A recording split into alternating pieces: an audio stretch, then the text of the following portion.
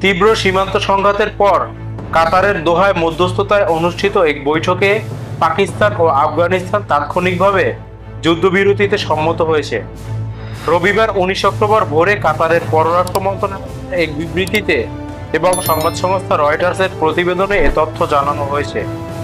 বিবৃতিতে বলা হয়েছে, শনিবার কাতার ও তুরস্কের সহযোগিতায় অনুষ্ঠিত এক দফা আলোচনায় দুই পক্ষ যুদ্ধবিরতিতে আসতে সম্মত হয় এবং তা কার্যকর রাখার উদ্দেশ্যে পরবর্তীতে ফলো-আপ বৈঠকও করার সিদ্ধান্ত নেওয়া হয়।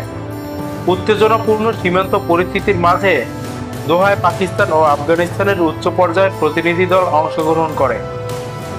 বৈঠকে পাকিস্তানের পক্ষে নেতৃত্ব দেন প্রতিরক্ষামন্ত্রী খাজা আসিফ, আর আফগানের পক্ষে নেতৃত্ব দেন মুল্লা ইয়াকুব। আলোচনায় ইসলামাবাদ জানায়, আফগানিস্তানের ভূখণ্ডে জঙ্গি গোষ্ঠীর উপস্থিতি তাদের কাছে গ্রহণযোগ্য নয়, তাই তারা আন্তর্জাতিক অঙ্গনে প্রতিশ্রুতিশীল পদক্ষেপ চায় এবং তালেবানকে টিটিপি ও বিএলএ জাতীয় গোষ্ঠীর বিরুদ্ধে দৃশ্যমান ব্যবস্থা গ্রহণের আহ্বান জানায়। একই সঙ্গে তালেবান জানায়, তাদের ভূখণ্ডকে অন্য দেশের অভ্যন্তরীণ সংঘাতে ব্যবহারের সুযোগ দেওয়া হবে না।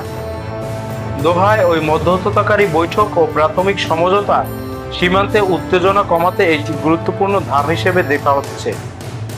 তবে আনুষ্ঠানিকভাবে যুদ্ধবিরতি দীর্ঘস্থায়ী রাখতে দুই পক্ষের ফলো-আপ আলোচনা ও বাস্তব পদক্ষেপ প্রয়োজন হবে, এটি কাতারের বিবৃতিতেও বিশেষভাবে উল্লেখ করা হয়েছে।